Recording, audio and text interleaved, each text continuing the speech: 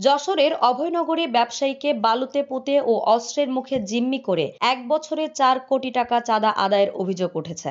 এ ঘটনায় গত বুধবার থানায় এবং বৃহস্পতিবার সেনা ক্যাম্পে লিখিত অভিযোগ করেছেন ভুক্তভোগী শাহনেওয়াজ কবির টিপুর স্ত্রী আসমা খাতুন। তবে অভয়নগর থানা অভিযোগ নেয়নি বলে জানান তিনি। টিপু নোয়াপাড়ার জাফরিদি এন্টারপ্রাইজের কর্ণধার।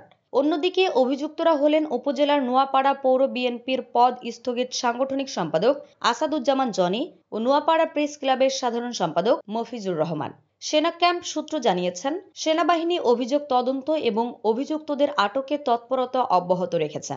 অভয়নগর থানার ওসি আব্দুল আলিম সাংবাদিকদের জানান, মৌখিক অভিযোগ পেয়ে তারা তদন্ত শুরু করেছেন। লিখিত অভিযোগ পেলে আইনানুগ ব্যবস্থা নেওয়া হবে। ভুক্তভোগী ব্যবসায়ী টিপু বলেন, পরিবার নিয়ে আমি আতঙ্কে দিন পার করছি। প্রাণ ভয়ে এলাকায় যেতে পারি না। কোথাও সুরাহা না পেয়ে আমার স্ত্রী সেনাবাহিনীর শরণাপন্ন হয়েছেন। আসমা খাতুন জানান, গত বছরের ২ সেপ্টেম্বর কৌশলে সৈকত হোসেন হীরার মাধ্যমে তার স্বামী টিপুকে নিজের অফিসে ডেকে নেন বিএনপি নেতা আসাদুজ্জামান জনি। সেখানে তাকে মারধর ও অস্ত্রের মুখে জিম্মি করে ২ কোটি টাকা দাবি করেন Johnny. South Bangla agriculture and commerce bank থেকে জনির নিজ প্রতিষ্ঠানের হিসাবে ২ কোটি টাকা আরটিজিএস করে পাঠান আসমা খাতুন। টাকা পেয়ে টিপুকে ছেড়ে দেওয়া হয়।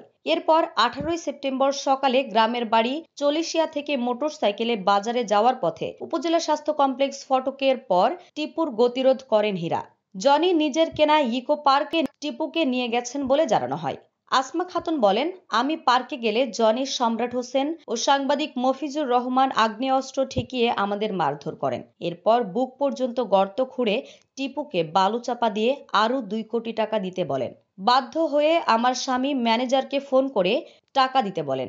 ম্যানেজার পূবালী ব্যাংক থেকে ৬৮ ও সাউথ বাংলা ব্যাংক থেকে ৩২ লাখ টাকা সাংবাদিক মফিজের হিসাবে আরটিজিএস করেন। টিপুর কাছ থেকে মফিজ ১ কোটি টাকার চেক নেন। এছাড়া জনি ও দিলীপ সাহার নামে কেনা ৬টি ফাঁকা স্ট্যাম্পে টিপুর সই রেখে দেন। কাউকে কিছু বললে হত্যার হুমকি দিয়ে ছেড়ে দেওয়া হয়। অভিযোগ দেওয়ার পর জনি ও মফিজ আত্মগোপনে। তাদের মোবাইল নম্বরও বন্ধ।